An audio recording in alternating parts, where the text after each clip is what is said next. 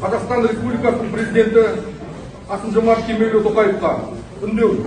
Біздер Өзенмұнайгаз акционерлік қоғамының бір топ мұнайшылары Өзенмұнайгаз құрамындағы бұрғылау жұмыстары басқармасы жұмысшыларының талаптары 20 күннен бері шешілмей, ереуілдің ұзаққа созылып бара жатқанына алаңдаулымыз.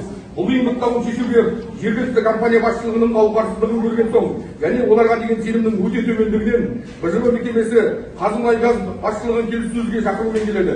Қойған талаптарынан өзге жемқорлық туралы фактілер болуына байланысты бас прокуратура мамандарын да қоса шақырып отыр. Мәселені шиеленістірмей, жедел шешудің орнына Қазмұнайгаз басшылығы көрші облысқа келе тұра Жаңаөзенге назар аудармай кетуі көпшілігіміздің оларға деген сенімімізге селкеу түсірді. Олардың қойып отқан талаптары көпшілігіміздің көкейімізде жүрген сұрақтар болатын. Біздің мекемелерімізде де көптен бері шешімін таппай келе жатқан өндірістік сұрақтар жеткілікті. Қаламызда қалыптасқан жұмыссыздық мәселесі де сол күйінді қалпында тұр. Тек мұнайшылар ғана емес, қаламыздың да қордаланған әлеуметтік тұрғыдағы мәселелері жетіп артылады.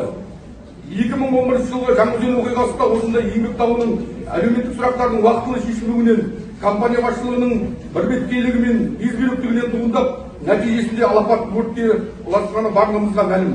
Осының барлығын ескере келе, өзіңіз немесе тікелей басшылығыңызға комиссия Жаңаөзенге келіп, қала активімен және мұнайшылармен кездесіп, еңбек дауына және қаламыздың түйінді мәселелерінің оң бағытта шешілуіне ықпал етуіңізді сұраймыз.